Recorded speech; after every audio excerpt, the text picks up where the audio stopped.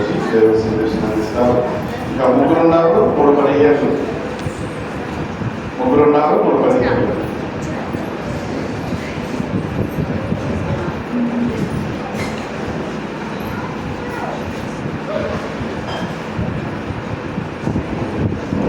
ప్రభునామంలో సంఘమంతటికి ముందుగా వందనాలు మరియు ఫ్రైడే శుభాకాంక్షలు.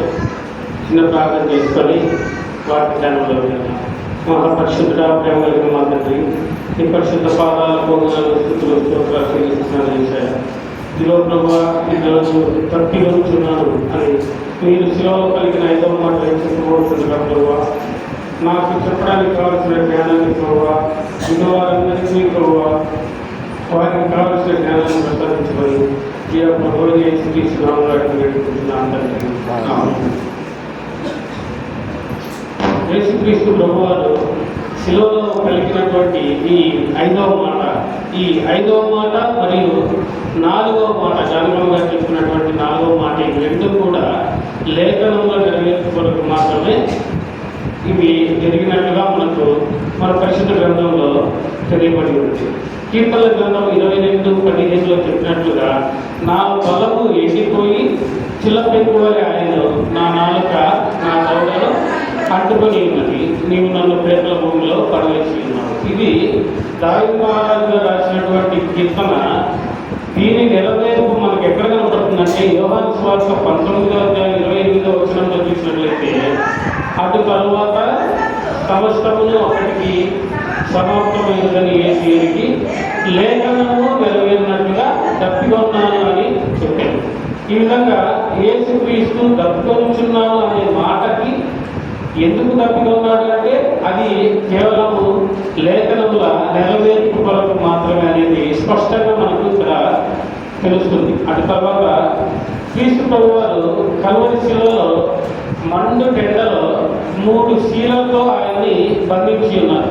కేవలం 3 శీలలతో యేసుక్రీస్తు శిలువలో వేలాడుతూ ఆయన బరువు కూడా ఓన్లీ ఆ 3 మేకుల మీదనే ఉన్నది. ఇంకా ఆ మేకులు కాకుండా ఆయన కొట్టినటువంటి దెబ్బలు, కొరడా దెబ్బల వల్ల శరీరం అంతా కూడా రక్తము కాల్చున్న పరిస్థితుల్లో ఆయనకి శరీర రీతిగా తప్పికొనడం అనేది సహజం. మనకి చిన్న దెబ్బ తగిలి కొద్దిగా పెట్టిపోతే ముందు నీళ్ళు దాపండి అంటారు, అవునా? ఎందుకంటే నాలుక ఎండిపోతుంటారు. అటువంటి పరిస్థితుల్లో మరి అంత రక్తం పోయిన ఆయన తప్పికొన్నాడు అనడం సహజం. కానీ ఇక్కడ దేవుడికి తప్పికై ఆయనే జీవజలపు ఊట అయి ఉండి ఆయన తప్పికొనాల్సిన అవసరం ఎందుకు వచ్చింది? ఆయన ఇప్పుడు ఏ రీతిగా వచ్చాడు మన దగ్గరికి? మనుష్య రీతిగా, శరీర రీతిగా వచ్చాడు కాబట్టి ఆయనకి తప్పికొన్నాడు అనే మాట ఇక్కడ రాయబడి ఉంది. దేనికోసం ఆయన తప్పికొన్నాడు? మనం చేసినటువంటి పాపాల కోసం ఆయన తప్పికొని ఉన్నాడు. మొదట్లో మనం చదువుకునే విధంగా నా బలము ఎండిపోయి ఉన్నదని, తప్పికొని ఉన్నదని, అది ఏ విధంగా నెరవేర్పు జరిగి ఉన్నదో అలాగే కీర్తన గ్రంథం 69వ అధ్యాయము 21వ వచనం చదువుతున్నట్లయితే, వారు చేతుని నాకు ఆహారంగా పెట్టింది, నాకు దప్పికైనప్పుడు చిరకను త్రాగడానికి ఇచ్చారంట. ఇదే మాటని మళ్ళీ దేవుడు మనకి నెరవేర్పులో యోహాను సువార్తలో ఇచ్చారు. యోహాను సువార్త 19:29 వచనంలో కూడా చిరకతో నిండి ఉన్న ఒక పాత్ర అక్కడ పెట్టి ఉండేను కనుక వారు స్పంజీ చిరకతో నింపి హిస్సోపు పుడకకు తగిలించి ఆయన నోటికి అందించారు.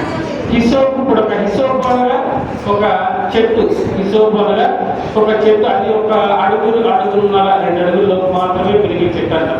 ఆ చెట్టుకి అంటించి ఆయనకి తాగడానికి ఇచ్చారని చెప్పారు. అదే మాట చివరిలో 28:30 ఏమన్నారు? సమాప్తమైనదని ఆయన ఆత్మని అప్పగించినట్టుగా మనం చూస్తున్నాం. అక్కడ ఉన్న భటులు, యేసుక్రీస్తు ప్రభు చుట్టూ ఉన్న భటులు ఆయన్ని ఎంతగానో అపహాస్యం చేశారు, హేళనగా మాట్లాడారు. ఎంతో హేళనగా మాట్లాడి ఆ చెట్టుకి తగిలించి ఆ చెట్టు తాగించారట. ఇందాక మనం ధ్యానం చేశాం కదా 4వ మాటలో, అది ఆత్మకు సంబంధించినటువంటి శ్రమ.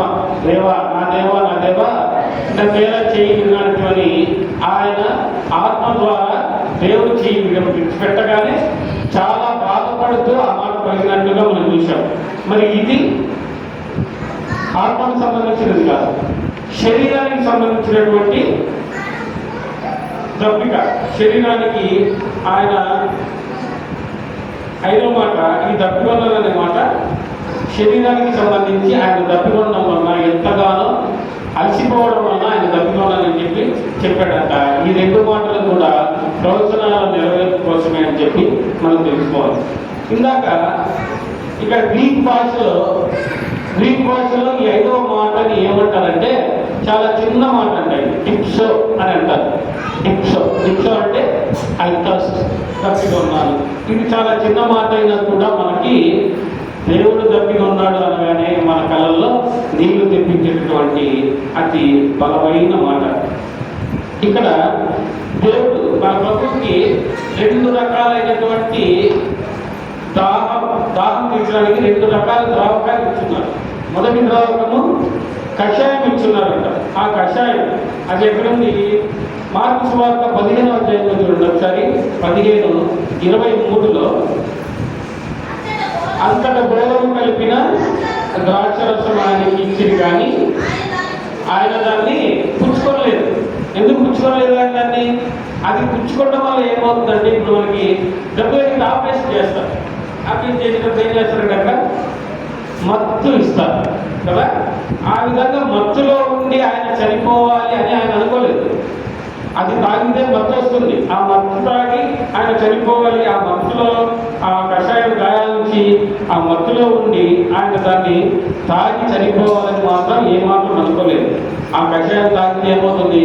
అపస్మారక స్థితిలోకి వెళ్ళి ఆ విధంగా చనిపోవాలి అని ఆయన అనుకోలేదు. కానీ 2వ ద్రావకం కేవలం ద్రాక్షరసం మాత్రమే.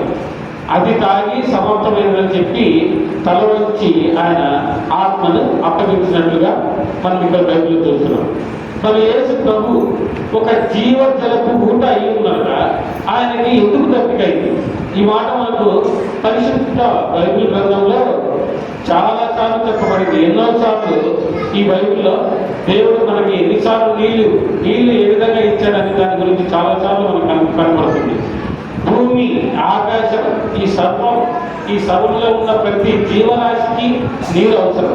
వీటన్నింటినీ సృష్టించిన యేసు ప్రభువుకే ఈరోజు నీరు దప్పికైంది అంటే అది కేవలం మన కోసం మాత్రమే అనేది మనము గ్రహించాలి. శివలో ఆయన పొందిన మరణం అనేది మామూలు మరణం కాదు, అతి క్రూర మరణం. అతి క్రూరంగా ఆయన్ని హింసించి చంపారు. మరి ఇటువంటి పరిస్థితుల్లో ఆయన దప్పికొన్నాను అని మాట్లాడడం అనేది ఎటువంటి ఆవశ్యకమైతే కాదు. నిర్గమకాండంలో చూసినట్లయితే 17:6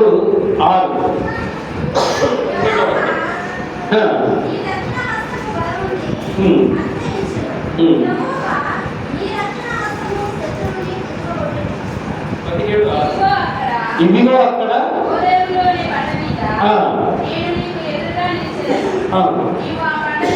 నీవు ఆ బండను కొట్టగా నీరు బయలుదేరని మోషేతో సెలవిచ్చాడు. అక్కడ బండను కొట్టి దేవుడు నీళ్ళు తెప్పించినట్టుగా చూస్తున్నాం. ఈ బండ అనేది ఏంటో కూడా చెప్తాను. తర్వాత అక్కడే సంఖ్యాకాండం చూడండి ఒకసారి. సంఖ్యాకాండం 20వ అధ్యాయం 11వ వచనంలో కూడా అప్పుడు మోషే తన చేయి 2 మార్లు తన కర్రతో ఆ బండను కొట్టగా నీళ్లు సమృద్ధిగా వచ్చి ప్రవహించను. ఇంకా అక్కడ ఏం ఎదుగుతాయో మనుషులు, పశువులు అన్నీ తాగాయని చెప్పి అక్కడే లేఖనంలో రాయబడింది. ఇర్మియా గ్రంథంలో కూడా దేవుడు ఈ మాట చెప్పారు. ఇర్మియా గ్రంథంలో 2వ అధ్యాయము 13వ వచనంలో ఏం చెప్పారంటే, నా జనులు 2 నేరములు చేసి ఉన్నారు. జీవజలంలో ఊట అయిన దేవుణ్ణి విడిచిపెట్టి, నా జనులు అంటే మనమే, నీవు నేను మనమందరం జీవజలంలో ఊట అయినటువంటి దేవుణ్ణి విడిచిపెట్టి మనం ఏం చేస్తున్నాం? ఇక్కడ చెప్పినట్టు కావాలి, తొట్లను కట్టుకొని తొట్లను అనగా బద్దలై నీళ్లు నిలవని తొట్లను దొరికించుకొని ఉన్నాం తప్పితే మనం జీవజలముల ఊట అయినటువంటి యేసుక్రీస్తు ప్రభువును మాత్రం నమ్మి ఆయన మార్గంలో మనం నడవడం లేదని ఆ విధమైన దాహం యేసుక్రీస్తు కలిగి ఉన్నాడు. ఆయన్ని మనం విడిచిపోయాం. ఆకలి, దప్పిక ఇవన్నీ లేకుండా ఉండాలి అంటే మనం ఎక్కడ ఉండాలి? దేవుడితో పాటు పరదేశంలో ఉన్నప్పుడు మనకు ఆ దాహము, దప్పిక, తర్వాత ఆకలి ఇవన్నీ కూడా ఉండాలని చెప్పి దేవుడు మనకి బైబిల్లో సెలవిచ్చి ఉన్నాడు. యోహాను గ్రంథము 4వ అధ్యాయం 10వ వచనంలో అందుకు యేసు, నేను దేవుని వరమును, నాకు దాహము ఇవ్వమని అడిగాడు. ఎవరిని అడిగాడంటే అక్కడ? సమరయ స్త్రీని దాహానికి అడిగాడు. ఇక్కడ బైబిల్ మొత్తం చూసినట్లయితే దేవుడు 2 సార్లు దాహమైంది అనే మాట బైబిల్లో కనపడుతుంది. మొదటిది సమరయ స్త్రీ దగ్గర దాహమైంది అన్నాడు. రెండవది శిలువలో ఆయన చనిపోయేటప్పుడు తన 5వ మాటగా దాహమైంది అని చెప్పాడు. ఆయన ఇంకా ఏమన్నాడంటే అక్కడ, నిన్ను నీళ్లు అడిగిన వాడు ఎవరో నువ్వు ఎరిగి ఉంటే ఆయన ఏమిస్తానమ్మా? జీవజలముల ఊటను నేనే నీకు ఇస్తాను అని చెప్పి అన్నాడట. యోహాను సువార్త 4వ అధ్యాయం 14వ వచనంలో నేనిచ్చి నీళ్ళు తాగువాడెవడును కూడా మళ్ళా దప్పికొనడు. నిజమే, ఆయన ఇచ్చి నీళ్ళు తాగిన వాడు ఎక్కడికి వెళ్తాడు? నిత్య జీవములకై వాళ్ళలో ఊరిని నీటి బుగ్గగా ఉంటాడు అని ఆమెతో చెప్పాడు. మనం కూడా అదే విధంగా మారు మనసు ఎప్పుడైతే పొందుతామో, ఎప్పుడు నిత్య జీవంలోనికి వెళ్తామో అప్పుడు మనకు కూడా ఆకలి, దాహం అనేవి ఉండవు అనేది యేసు ప్రభు గారి మాట. అందుకే నిత్య జీవం ప్రసాదించే నా యేసు క్రీస్తు ఇదిగో తప్పికొన్నాను అన్నాడు. యోహాను సువార్త 2:8లో ఆయన ఎందుకు తప్పికొన్నాడు? కానా వివాహంలో నీళ్లను ద్రాక్షారసముగా మార్చాడు. తన నోట నీటి ఊట వేసుకొని ఆయన దాహం ఆయన తీర్చుకోలేడా? అందరి దాహం తీర్చే దేవుడు, అందరి కడుపులో నుంచి జీవజలముల ఊటను ప్రసాదించే దేవుడు, ఆయన దాహం ఆయన తీర్చుకోలేదా? కానీ ఎందుకు తీర్చుకోలేదు? ఆయనకంటూ ఆయన ఇప్పుడు మత్తయి సువార్త నుంచి యోహాను సువార్త చివరి వరకు కూడా ఆయన చేసినటువంటి ఎన్నో అద్భుత కార్యాలు ఉన్నాయి. కానీ ఏ రోజు కూడా ఎక్కడ కూడా ఆయన ఒక అద్భుతం కూడా చేసుకోలేదు. నిత్య జీవం ప్రసాదించడం కోసమే దేవుడు మన కోసము ఆయన శిలువలో మరణించాడు. కేవలం ఆయన ద్వారా మాత్రమే మనము పరలోక రాజ్యంలోకి వెళ్తామని చెప్పి బైబిల్ గ్రంథం మనకు సెలవిస్తుంది. సాతాను ఎన్నో రకాలుగా దేవుణ్ణి పరీక్షించింది. మత్తయి సువార్త 4వ అధ్యాయం 8 నుంచి 10 వరకు చదివితే అపవాది యేసుక్రీస్తు ప్రభువుని పైకి తీసుకెళ్ళి ఏం చెప్పింది?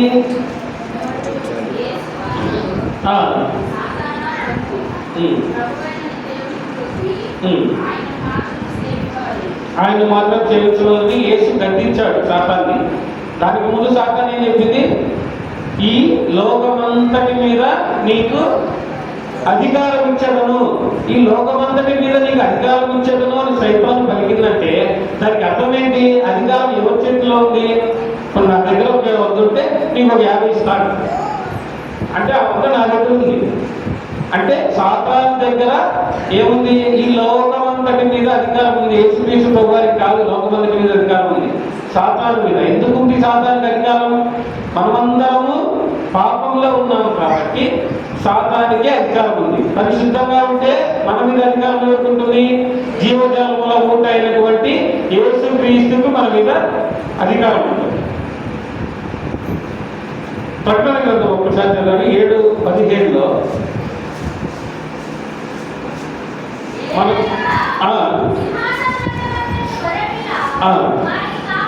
వారి కాపరి జీవజలముల బుగ్గలకు దేవుడే వారి కన్నుల నుండి ప్రతి బాష్ప బిందువును తుడిచివేయండి. జీవజలముల ఊట ఇక్కడ స్పష్టంగా యేసుక్రీస్తే అని చెప్పి బైబిల్ గ్రంథం సెలవిస్తుంది. అసలు ఆయన ఎందుకు తప్పికొన్నాడు? మన దాహం తీర్చడం కోసమే దేవుడు తప్పికొన్నాడని బైబిల్ గ్రంథం సెలవిస్తుంది. మనకి చాలా రకాల దాహాలు ఉన్నాయి. 1 కాదు 7 రకాల దాహాలు. ధనదాహం, ధనం వాడికి ఎక్కువ ఉంది, వాడికంటే ₹1 అన్నా నా దగ్గర ఎక్కువ ఉండాలి. వస్త్రదాహం, ఆమె 2,000 రూపాయలు చీర కట్టింది, నేను 5,000 రూపాయలు చీర తీసుకోవాలి. తర్వాత నగలు 14 గ్రాములంట, నాకు 16 గ్రాములు కావాలి. వస్తుదాహం, వాళ్ళ ఇంట్లో 42 ఇంచులు టీవీ 42 అంట, నాకు 55 ఇంచు టీవీ కావాలి. చిట్టి దాహం, వాడు చికెన్ తెచ్చుకున్నాక నేను మటన్ తెచ్చుకోవాలి. తాగుడు, తర్వాత కామం, ఇలా ఈ 7 దాహాలతో మనము ఈ లోకంలో అన్ని లోకాశలతో మాత్రమే మనం నిండి ఉన్నాం. ఈ లోకాశలు పోయి మనము పాపం నుంచి మనం తీసివేసుకొని మనం ఎవరి దగ్గరికి వెళ్ళాలి?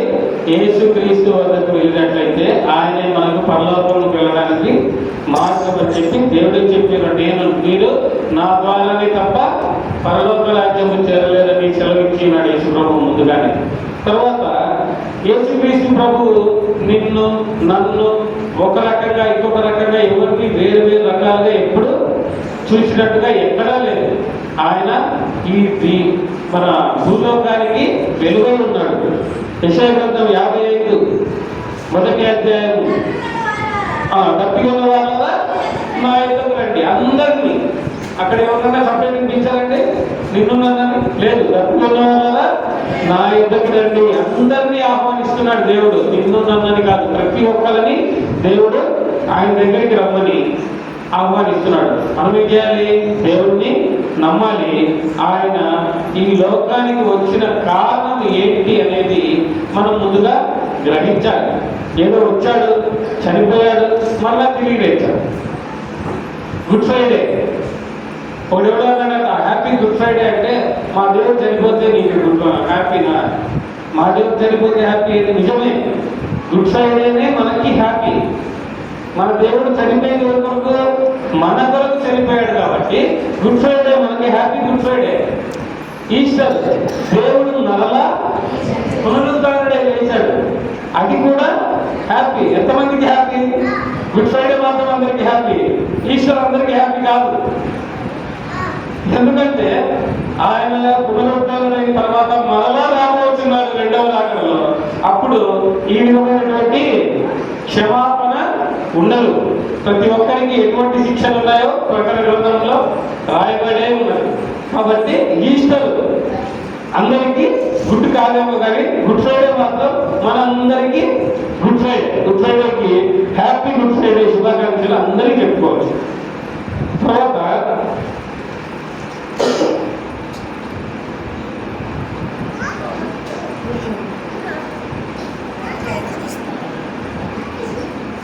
చనిపోయి యోహాను సువార్తలో దేవుడు 7వ అధ్యాయం 37-38 చదివినట్లయితే, ఆ పండుగలో అంత్యదినమున యేసు నిలిచి ఎవడైనా దప్పికొన్న ఎడల నా యొద్దకు వచ్చి అది ఎలా చెప్పాడమ్మా? ఎవరైనా తప్పికొన్న ఎడల నా యొద్దకు వచ్చి తప్పికొనవాలని బిగ్గరగా చెప్పినట్లుగా రాసింది. తర్వాత బిగ్గరగా దేవుడు చెప్పాడు ఏమని? ఎవరైనా తప్పికొన్న ఎడల రండి, నా దగ్గరికి రండి, జీవజలముల ఊట అయినటువంటి దేవుని మీ దాహం తీరుస్తానని చెప్పి ఆయన చెప్పుకున్నాడు. అందుకే మనము దేవుని యందు విశ్వాసం ఉంచి ఆయన మార్గంలో నడిస్తున్నట్లయితే మనకు నిత్య జీవం వస్తుందని యేసుక్రీస్తు సెలవించినాడు. మనం ఎంతో సంపాదిస్తాం, ఆ ధనము ఎంత ధనం సంపాదించినా అవి మన వెంట వచ్చేటట్టు ఉండదు.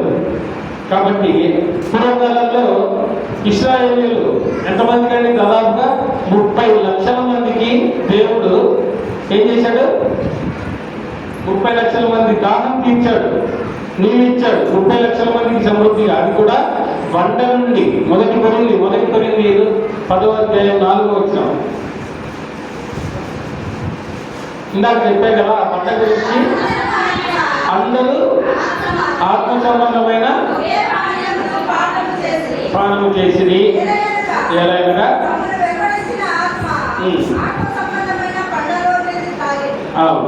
ఆ బండ క్రీస్తే. ఇందాక మోషే కొట్టిన బండ, ఆయన బండను కొడితే నీళ్లు 2 సార్లు వచ్చాయి కదా, ఆ బండ ఎవరు? మన క్రీస్తు. క్రీస్తు ద్వారానే మనకు దాహము ఆకలి అనేవి తీరుతాయని చెప్పి దేవుడి వాక్యం ఇక్కడ సెలవిస్తుంది.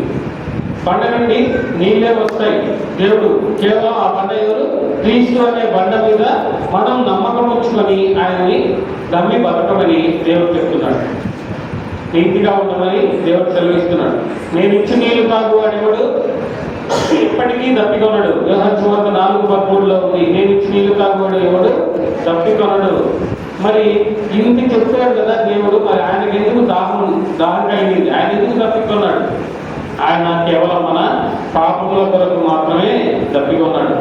ఈ లోక సంబంధమైనవి మొదలుకొని ఆకలి దప్పులు గల వాళ్ళని మనం ఉండాలి. దేని కొరకు? మత్తయి సువార్త 5:6 అందరికీ నోట్లో ఉంటుంది. నీతి కొరకు ఆకలి దప్పులు గల వాళ్ళపై ధన్యులు. మనము చాలా నీతి కొరకు ఆకలి దప్పులు కలిగి ఉంటామని యేసుక్రీస్తు ప్రభువు సెలవిచ్చారు. తర్వాత జకర్యా గ్రంథము 13:1 చూసినట్లయితే, ఆ దినమున పాపము అపవిత్రత పరిహరించుటకై దావీదు సంతతి వారి కొరకు యెరూషలేము నివాసుల కొరకు ఊట ఒకటి తీయబడని రాశారు. అక్కడ కూడా దేవుడు ఏం చేశాడండి? అక్కడ ప్రజలకు నీళ్ళు ఇచ్చి ఉన్నాడు. ఆ ఊట కూడా యేసుక్రీస్తే అని మనము గ్రహించాలి. మరి మనం ఆయన దాహం తీర్చడానికి మనం ఏమి ఇస్తున్నాం? యేసుక్రీస్తు దాహం తీర్చడానికి మనమేమి ఇస్తున్నాం? ఇలా చెప్పుకున్నట్లుగా సమరయ స్త్రీ యేసుక్రీస్తు దాహం తీర్చింది. బైబిల్లో ఎక్కడ యేసుక్రీస్తు దోషుల్లో కానీ కొండ ఇచ్చి కానీ ఏ విధమైన పాత్ర ఇచ్చి కానీ దేవుడు నీళ్లు తాగినట్లుగా కనపడిందా? సమరయ స్త్రీ దగ్గర కనపడలేదు. ఆమె నీళ్లు యేసుక్రీస్తు ప్రభువారు సమరయ స్త్రీని కేవలం నీళ్లు అడిగినట్లుగా మాత్రమే ఉంది, కానీ ఆయన తాగినట్లుగా ఎక్కడ రాయబడలేదు. అక్కడ యోహాను సువార్త 4:7 యేసుక్రీస్తు దాహమునికి ఇమ్మని సమరయ స్త్రీని అడిగినప్పుడు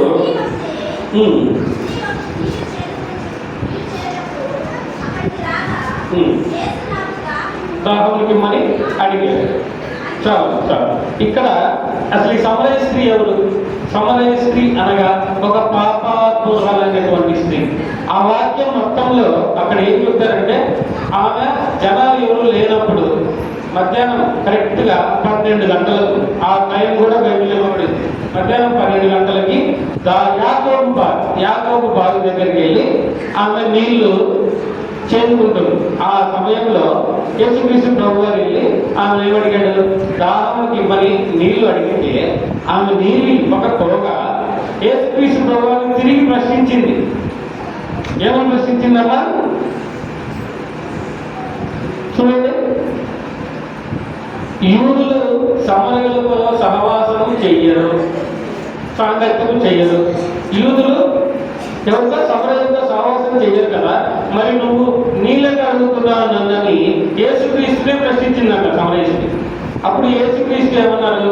నేను దేవుని వరమును, నిన్ను ఎవరు నీళ్ళు అడిగారో నువ్వు ఎరిగి ఉంటే ఆయన నీకు జీవజలంలో గుట్ట ఇస్తారు అని యేసుక్రీస్తు ప్రభువారు చెప్పినట్లుగా ఆ సువార్తలో రాయబడింది. ఇంకా తర్వాత యేసుక్రీస్తు ప్రభువారు ఏమన్నారు? వెళ్ళి నీ పెనిమిటిని తీసుకొని రమ్మన్నారు.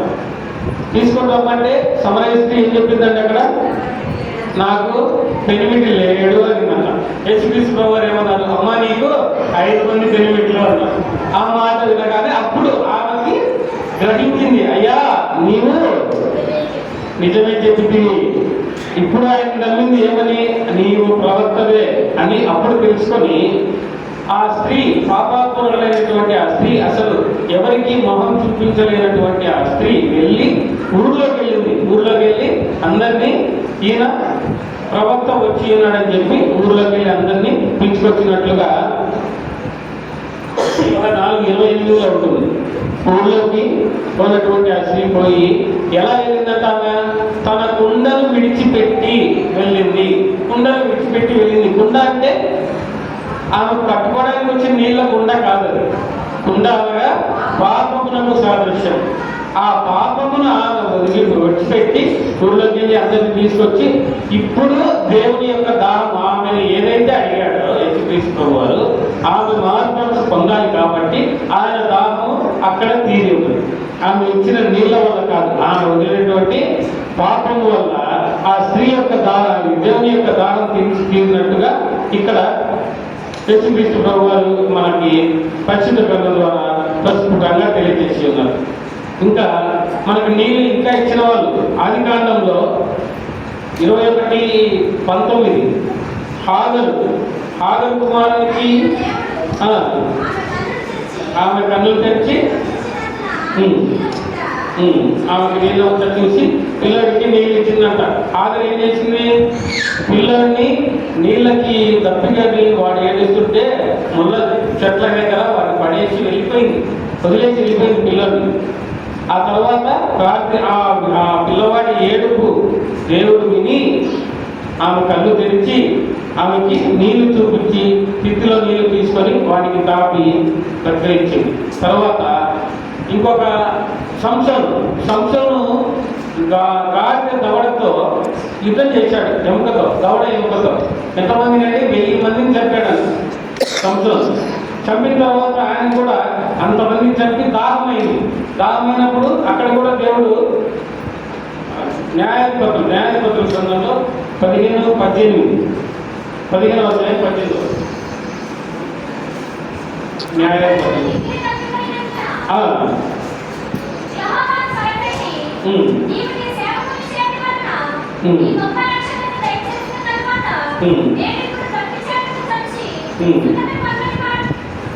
పొందనివాడిగా చనిపోవాలా అని వేడుకలుగా లేఖిలోనున్న గోతిని చిలిచి ఆయనకి నీళ్లు ఇచ్చాడంట. యెహోవా దేవుడు లోహిలో ఉన్న గోతిని చీల్చి సంసోనుకు తాగడానికి నీళ్ళు ఇచ్చి ఉన్నాడు. అంటే ఇన్ని రకాల దాహములు తీర్చగల నా దేవుడు ఎందుకు తప్పికొన్నాడు? ఇప్పుడు మన పాపముల వల్ల, మనం చేసే శాపం వల్ల ఆయన పొందిన ఆ దప్పికని మనం తీర్చడానికి ఆయన మార్గంలో నడవాలని చెప్పి దేవుడు సెలవిస్తున్నాడు. నిజమైన పానం అనగా ఏంటి? మానవుడికి తాగడానికి దేవుడు నీళ్ళు ఇచ్చాడు, అది లేకపోతే మనం బతకలేమని మనకు తెలుసు. అది కాక ఆయన ఎందుకు విశ్వాసం ఉంచిన వాళ్ళకి యోహాను సువార్త 7:37-38 చెప్పాడు, కడుపులో నుండి జీవజలపు నదులు పారజేస్తా అన్నాడు. అంతేకాకుండా ప్రకటన 7:17 కూడా ఈ విధంగానే జీవజల నదులు మన కొరకు ఏర్పాటు చేయబడి ఉన్నాయి నిత్య జీవంలో, పరలోక రాజ్యంలో అని చెప్పి యేసుక్రీస్తు ప్రభువారు సెలవిచ్చి ఉన్నారు. అలాగే ఎంత సత్యము నిజమైన యోహాను సువార్త 6:53-55 వరకు చూసినట్లయితే, కావున యేసీయులను మీరు మనుష్య కుమారుని శరీరము తిని ఆయన రక్తం తాగాలి. నా రక్తము తాగువారే అది నా శరీరం నిజమైన ఆహారము, నా రక్తం నిజమైన పానమునై ఉన్నదని నా యందును నేను వారి యందును నివసించేదను. అంటే ఆయన శరీరము తిని ఆయన రక్తము తాగినప్పుడు మాత్రమే మనము నిత్య జీవంలోకి, పరలోక రాజ్యంలోకి వెళ్తామని చెప్పి యేసుక్రీస్తు ప్రభువారు సెలవిచ్చి ఉన్నారు. ఒక్కసారి అందరూ 7వ అధ్యాయము 14-16 వరకు అందరూ చదవాలి. అందరూ ఒకే కంటంతో చదవాలి.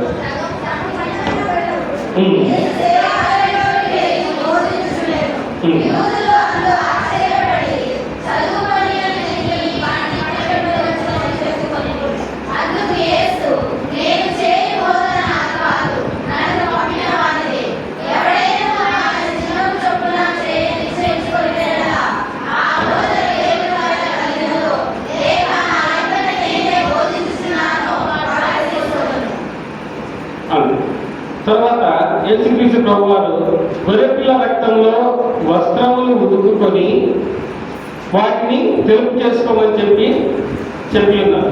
గొర్రెపిల్ల రక్తంలో వస్త్రములు ఉతుకుకొని వాటిని తెలుపు చేసుకోవాలంట. అంటే ఆ గొర్రెపిల్ల ఏంటి? మనమే. మన బట్టలనగా మన హృదయమును యేసుక్రీస్తు యొక్క పవిత్రమైన రక్తంలో శుద్ధి చేసుకొని కడుగుపడినప్పుడే మనకు ఆకలి దప్పిక లేకుండా మనమందరం కూడా పరలోక రాజ్యంలో ఉంటామని చెప్పి ఈ ఈ స్థితిని మనం ఏ విధంగా పొందుకోవాలి? మన యొక్క శ్రమల ద్వారానే ఈ భూమి మీదే సంపాదించుకోవాలని చెప్పి దేవుడు ఆశపడుతున్నాడు. అట్టి ధన్యత కృప దేవుడు మనకెల్లరికీ అనుగ్రహించుగాక. ఆమేన్.